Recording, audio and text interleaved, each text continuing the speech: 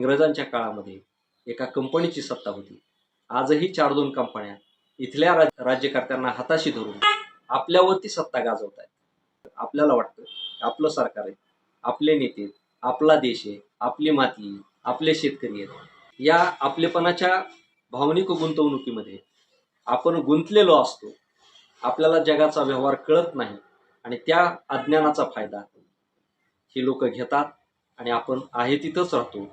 हेच कारण आहे की शेतकरी अद्यापर्यंत सुधारला नाही, तो सुधरू दिला नाही आणि सामान्य माणूस मजूरच राहिला, कामगारच राहिला आणि मध्यम वर्गीयच राहिला. त्याची प्रगती जास्त होऊ शकली. सगळ्या जगामध्ये सगळीकडे नफेखोरी हा सगळ्यात मोठा आजार आहे. तर त्याच्यामध्ये एक ठराविक उद्योगपतीच का मोठे होते? अनेक लोक उद्योग करतात ना, अनेक कंपन्या येतात.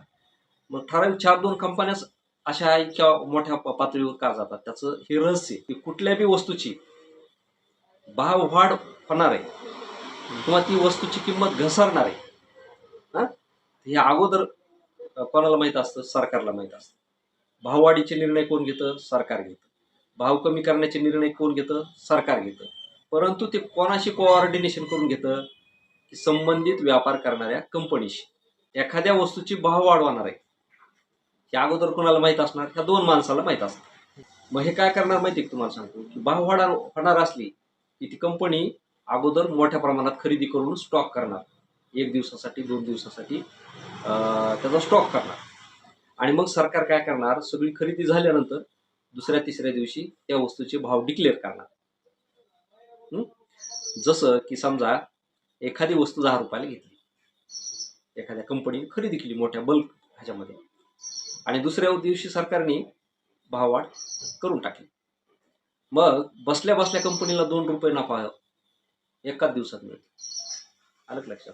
तसं महागाई आणि पूर्वीचे दर याच्यामधला जो काळ आणि तफावत असते का, हीच गोष्ट, हीच घटना त्या उद्योगपतीला एकदम मोठं बनवते. कारण ती संधी असते ना. असं तुम्ही वर्षभर जर विकत बसले तर तुम्हाला थोडा थोडा नफा कमवायचा आहे. परंतु हा असा सुवर्ण काळ असतो की त्याच्यामध्ये तुम्हाला प्रचंड मोठा नफा ठराविक काळामध्ये मिळतो. अगदी त्याच पद्धतीनं ज्यावेळेस क्रूड ऑइलच्या तेलाच्या किमती, बॅरलच्या किमती काय होतात? कमी होतात. आता कमी झाल्यानंतर हे काय करतात माहिती का? की त्या कमी जरी झाल्या तरी तेलाचा भाव दर इकडं वाढीव भावानेच असतो जुन्या पद्धतीने. मग काय करणार सरकार? 3-4 दिवसानंतर म्हणणार की आता की ह्या तेलाच्या किमती कमी झाल्यामुळे आता ह्या किमतीमध्ये, कमी किमतीमध्ये 2 रुपये 1 रुपयाने तुमचं ते पेट्रोल डिझेल आम्ही स्वस्त करीतो. बरोबर. पण 4 दिवस त्यांनी काय केलं? नफा खाल्ला ना. त्या कंपनीचा, त्या उद्योगपतीचा जोपर्यंत पोट भरत नाही, जोपर्यंत तो बास म्हणत नाही, तोपर्यंत सरकार भाववाढ करीत नाही. तोटा तर नसतोच, हे सगळा नफा मिळवायचा असतो. आता बऱ्याचदा काय होतं की कंपन्या काय म्हणतात की ज्यावेळेस भाववाढ झाली तर त्यावेळेस आम्ही काय केलं? आमचा म्हणजे तोटा झाला म्हणून आम्ही तोटा भरून काढण्यासाठी लवकर भाव कमी करणार नाही. बरोबर आहे की नाही? की जर समजा एखादी वस्तू तुम्ही 2 रुपयाला आणली, आणताना तिची भाववाढ झालेली होती का? नाही. तुम्ही 2 रुपयाला आणली. मग तुम्ही ती वस्तू 1.5 रुपयाला विकणार आहे का? तुम्ही 2.25 रुपयाला विकेल, 2.5 रुपयाला विकेल, भाववाढ झाली तरी. म्हणजे तुमचा त्याच्यामध्ये नफा ऍड करूनच त्या वस्तूची किंमत ठरते. हे जगभर आहे ना. असं होतं का की नाही बुवा की सरकार म्हणतंय की तुम्ही आता काय केलं? 2 रुपयाला खरेदी केली, आता तुम्ही 1 रुपयाला विका. विकणार आहेत का तुम्ही? म्हणजे हे सारखं म्हणजे लोकांना वेळं बनवायचंय काम आहे की नाही, आम्हाला ज्यावेळेस भाववाढ झाली, ज्यावेळेस शॉर्टेज होतं, त्यावेळेस आम्हाला नफा मिळाला नाही, आमचा तोटा झाला. हे म्हणण्याचं आहे. तोटा जर झाला असता त्या कंपनीने तेल वितरण बंदच केलं असतं ना. बरं, जरी तोटा झाला तर हे काय स्वतः पदर सहन करीत नाही. सरकारकडून ते मधली तफावत किंवा मधल्या जी तोटा आहे ते सरकारकडून माफ करून घेतात नाही. म्हणजे एकही रुपया हे अंगाला झळ लावून देत नाहीत. उलट प्रचंड प्रमाणात सरकारचा आणि देशातील परिस्थितीचा गैरफायदा घेऊन हे लोक प्रचंड नफा कमवतात. तसं शेतकऱ्याच्या बाबतीत होतं का? नाही ना होत. आता समजा शेतकऱ्याचं आहे, तूर डाळ आहे समजा, किंवा गहू आहे किंवा उडीद आहे, सोयाबीन आहे. शासनाने जर समजा ते 8,000 रुपयांनी खरेदी करायला सुरुवात केली. हं?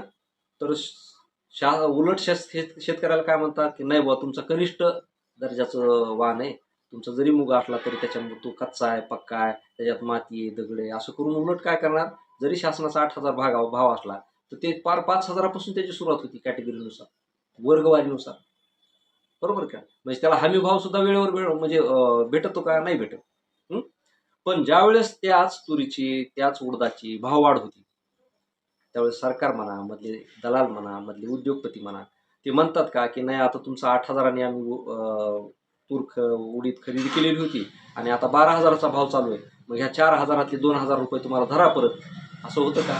नाही होत. उलट त्याला मिळालेला 4,000 नफा ते व्यापाऱ्याला मिळतो. मग जर समजा देशामध्ये एखादं नैसर्गिक संकट आहे किंवा अराजकता आहे किंवा जागतिक पातळीवर काही झालेलं असेल तर खरेदी करणारा व्यापारी, ते खाद्यान्न खाद्यपदार्थ खरेदी करणारा व्यापारी, तो म्हणत नाही की देशावर वाईट वेळ आहे, मी 8,000 खरेदी केलं परंतु आता वाईट परिस्थितीमध्ये सरकारला साथ देण्यासाठी मी आता 5,000 लोकांना द्यायला तयार आहे. असं होतं कधी? म्हणजे असं ना लोकांच्या बाबतीत होतं ना शेतकऱ्यांच्या बाबतीत होतं. म्हणजे रिव्हर्स भाव कधीही शेतकरी आणि जनता यांना मिळत नाही, त्याच्या मधला तफावतीचा फायदा त्यांना मिळत नाही. परंतु उद्योगपतींना मात्र 100% मिळतो. का मिळतो? कारण यांची मिलीभगत असते सरकारसोबत आणि सत्तेवर येण्यासाठी, पक्ष चालवण्यासाठी, राजकारणासाठी सगळ्यात मोठा पैसा हेच उद्योगपती पुरवत असतात ना. आणि त्याच्यामुळे सरकारला काय करावं लागतं की जेव्हा त्यांची सत्ता येते त्यावेळेस त्या उद्योगपतींना किंवा त्यांची मर्जी सोडून त्यांना निर्णय घेता येत नाही.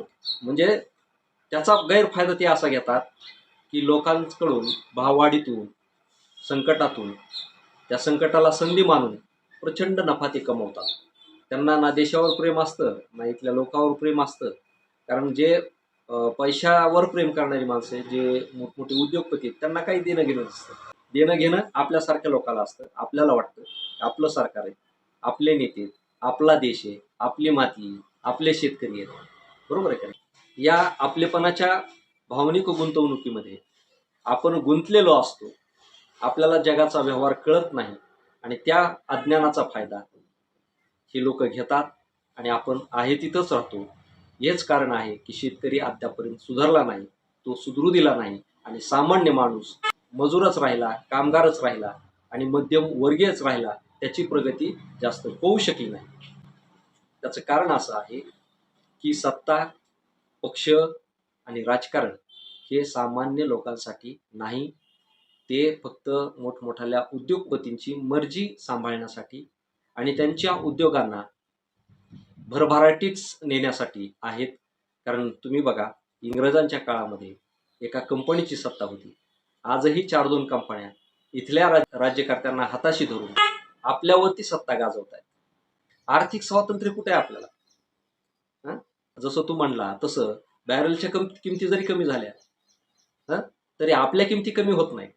आणि जरी कमी झाल्या तर त्या 8 आणे रुपया 15 पैसे 20 पैशांनी होणार आणि भाववाढ करताना 2 रुपये 3 रुपयांनी करणार. म्हणजे हे नफा जास्त ठेवून त्या सगळं होत असतं. आता दुसरा प्रश्न काय की इथेनॉलचा पण आहे. पाठीमागे 20% इथेनॉलचे त्यामध्ये पेट्रोल डिझेलमध्ये ते मिक्स केलं जात होतं. आता 100% होणार. मग इथेनॉल स्वस्त आहे म्हणून इथेनॉलच्या किमती कमी होणार नाहीत, पेट्रोलच्या किमती कमी होणार नाहीत, डिझेलच्या किमती कमी होणार नाहीत आणि गाड्याच्याही किमती कमी होणार नाहीत. बरोबर आहे की नाही? आता मला सांगा, ईव्हीच्या गाड्या निघल्या. ईव्हीच्या गाड्याला इंजिनच नाही, बॅटरीवर आहे. म्हणजे पूर्वीपेक्षा इंजिन निर्मितीचा खर्च ईव्हीच्या गाड्यांना नाहीये. खर्च कमी झाला, पण गाड्याच्या किमती कमी झाल्या का? नाही, उलट वाढल्या. मला सांगा, इंजिनपेक्षा बॅटरीची किंमत कमीच आहे ना. एखाद्या कंपनीनं 4 बॅटऱ्या जरी दिल्या आणि एका बॅटरीची किंमत तुम्ही 50,000 बी धरली तर 5 चोक 20 2 लाखाच्या बॅटऱ्या झाल्या ना. आणि 2 लाखाचा तुमचा टप झाला, 4 लाखामध्ये किती मोठी गाडी पडायला पाहिजे, पण नाही, 10 लाख 15 लाख इथपर्यंत गाड्याची किमती जातात. त्याचं कारण आहे त्याच्यामध्ये सरकारचा नफा म्हणजे सरकारचा टॅक्स आणि कंपनीचा नफा हेच प्रचंड मोठा आहे.